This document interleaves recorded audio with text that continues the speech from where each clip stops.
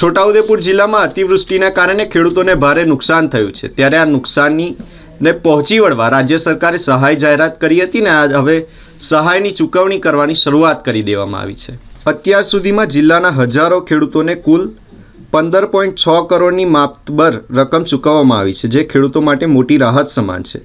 જિલ્લામાં કમોસમી વરસાદથી પાક નુકસાન અંગે સહાય મેળવવા માટે કુલ 69,000 જેટલી અરજીઓ સરકારને મળી છે।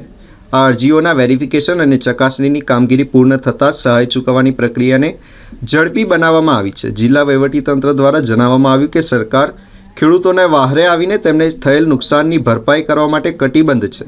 પ્રથમ તબક્કાની ચૂકવણી પૂર્ણ થઈ ચૂકી છે અને બાકી રહેલી અરજીઓને પણ આવકારવામાં દિવસોના તબક્કાવાર સહાય ચૂકવવાનું કાર્ય ચાલુ રહેશે। સરકાર દ્વારા સમયસર અને સીધી સહાય ખાતામાં જમા થતાં ખેડૂતોમાં સંતોષની અને આનંદની લાગણી જોવા મળી રહી છે। મારું નામ દેવેન્દ્રસિંહ રામસિંહ ચૌહાણ, ગામ બગાજ।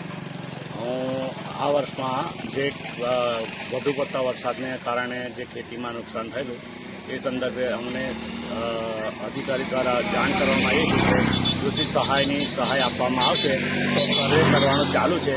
તો ગત વર્ષે અમે ઓક્ટોબર મહિનામાં એની અરજી કરી હતી। તે અરજી મંજૂર કરીને અમને જે કૃષિ સહાય 2 હેક્ટર દીઠ 44,000 આપવામાં આવેલા છે અને અમને અત્યારે મળી ચૂકેલા છે। અને એ હાલ અમે જે નવું ખેતીનું વાવેતર કરવાનું છે એનું બિયારણ ખાતર લાવવા માટે એનો ઉપયોગ કર્યો છે। અને આવનારું વર્ષ મતલબ અમારા માટે સરકારશ્રીના સહાયથી આવતો પાક સારો થાય અને સરકારશ્રીનો જે સહાય આપવા બદલ ખૂબ ખૂબ અમે આભાર માનીએ છીએ।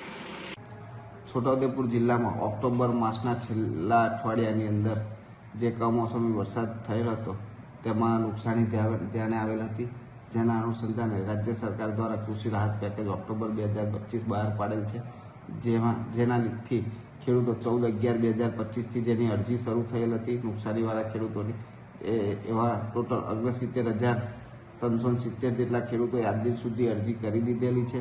એમાંથી 25,000 જેટલા ખેડૂતોની અમારા ગ્રામસેવક દ્વારા ઓનલાઈન એપ્રુવલ પણ આપવામાં આવેલી છે અને ટોટલ 5200 જેટલા ખેડૂતોનું બિલ બનાવી અમે દાખલ બી કરી દીધેલું છે। તેમાં ઘણા ખરા ખેડૂતોને પેમેન્ટ બી પડવાનું હાલ ચાલુ થઈ ગયેલું છે। ટોટલ 15.60 કરોડ જેટલા રૂપિયાના બિલો બનાવ્યા છે અને એ પેમેન્ટ પણ શરૂ થઈ ગયેલ છે।